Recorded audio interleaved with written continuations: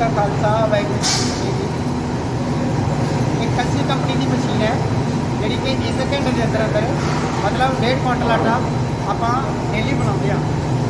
1 घंटे का 1.5 कुंटल का यदि एवरेज है जिसकी रोटी और मतलब टेक्निकली बहुत बढ़िया और रोटी भी इतनी सॉफ्ट रहती है कि सवेरे की 12 बजे तक तैयार हो जाता अपना तो शाम के 6 बजे तक प्रशादा जोड़ा बिल्कुल नरम और स्वादिष्ट रहता है। मशीन की कोई दिक्कत कोई प्रॉब्लम नहीं है, बिल्कुल सुपर मशीन है। वाहिगुरू जी का खालसा वाहिगुरू।